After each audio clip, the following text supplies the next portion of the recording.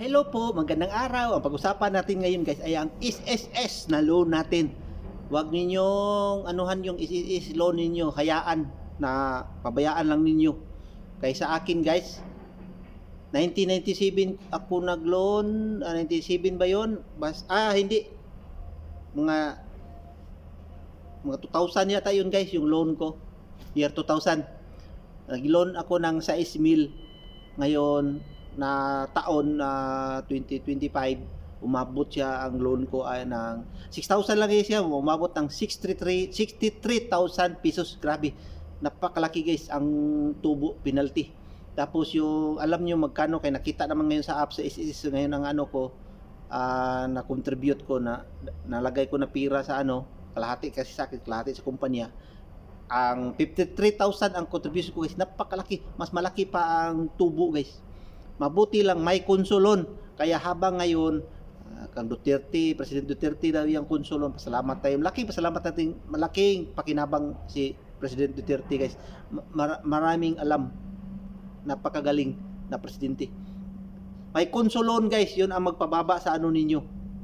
Ang nabayaran ko is umabot na lang ng mga lahat 25,000 ang nabayaran ko sa aking loan. But napakalaki pa rin guys, kasi biruin mo 6,000 lang inutang mo, tapos umabot sa ganyan guys na 63,000. Paano na pag wala ang konsulon? Wala na talagang malaking problema. Yung 60,000 makabili ka na ng auto niyan, sasakyan, magandang Honda Click, no?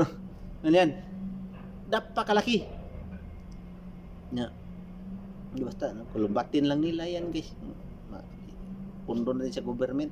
Grabe. Ngayon guys, kailangan mo na habang may konsulon pa,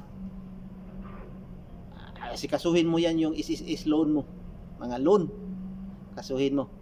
Grabe sila magpatubo, patong sa pira natin na ano. Bayaran niyo. Pag hindi niyo bayaran yan, pagsisi kayo pagdating sa pensyon ninyo, kung ano, lalo na malaki contribution, matagal kasi kumpanya. Bayaran ninyo guys, wag niyo hayaan yan. Katulad sa akin, hinayaan ko lang. Napakalaki ang penalty. Kaya bayaran ninyo habang medyo may pag-asa pa. Wag niyo hayaan na wala na kayong trabaho, hindi na kayo makabayad sa ano ninyo, loan. Dapat ang loan ninyo sa SSS, bayaran ninyo guys. Kawawa, kayo ang kawawa. Pira ninyo, kawawa kayo. Thank you for watching. Mag-like.